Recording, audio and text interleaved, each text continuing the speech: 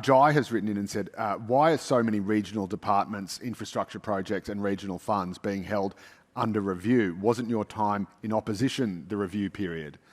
Well, I mean, I've heard that from some people, but I don't think it's true. I mean, there's only one example of it that has been pointed to, and that is the Great Western Highway underneath the Blue Mountains. And the reason for that, Joe, is that the previous government put in $1 billion for the project, but it cost $11 billion. And I said, well, hang on, we can't gild the lily here. We've got to be honest about what this project's really going to cost. When it comes to the big infrastructure money, that is our responsibility for regional communities, it is roads. And over the next 2 years, we went to the election campaign promising $650 million for regional roads.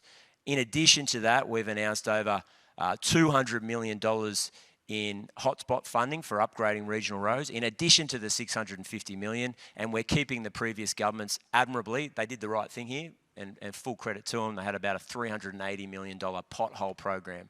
Now, the reason for that massive increase over the next 2 years in roads is precisely because, particularly in the agriculture primary industry sector, you will not get produce to market, either domestically or to the ports for international export, if the infrastructure and logistics break down. So I think that's money well spent, but it's not under review. I'm looking forward to that money getting out the door. So it's just one project. This is a really big question. It takes in a whole bunch of stuff, and maybe we'll get to the elements of it if we have time later. But Llewellyn Owens has written, the energy transition is a huge opportunity for regional New South Wales, but it needs housing, planning, infrastructure and training. How is this support being provided? I might ask you first just about the housing stuff. You've been very strong on this. I think you've identified 3,000 public land holdings that could be released potentially for housing. And I think a lot of people, especially in the cities, can't quite get their head around how there can be a housing crisis or a housing shortage in the bush. We think, oh, there's wide open spaces everywhere. How is it that I suppose housing growth has stagnated so much in regional New South Wales, and what can your government do to fast track it so that when these big projects come along, we've got literally the roofs over the heads of the people we need to work there?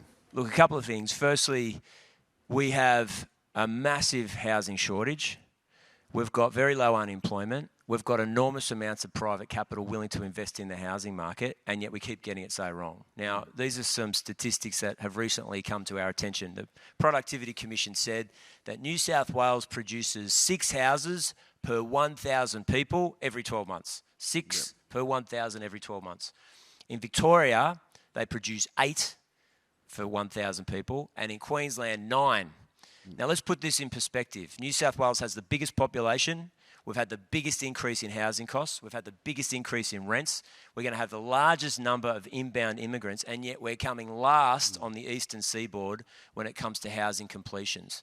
I think the reason for that is that there's too much bureaucracy clogging down building approvals. We've got the private capital. We have the demand. We know that because housing prices are going through the roof. And I think probably because of the Greens and some of their rhetoric, we've gotten into this circular argument around a rental cap being the answer to regional and metropolitan housing crisis, when it's not. If I announced a rental cap next Sunday and said I'm implementing it across New South Wales, everyone who hadn't already jacked up their rent would immediately do it. Yep. And they'd do it before the rental freeze came in on Sunday. Now, when rents have gone up 24% in the last 12 months, that's the last thing we need. This is fundamentally a difference between supply and demand. We have the private capital and government capital ready to run. This is a problem of bureaucracy and inertia.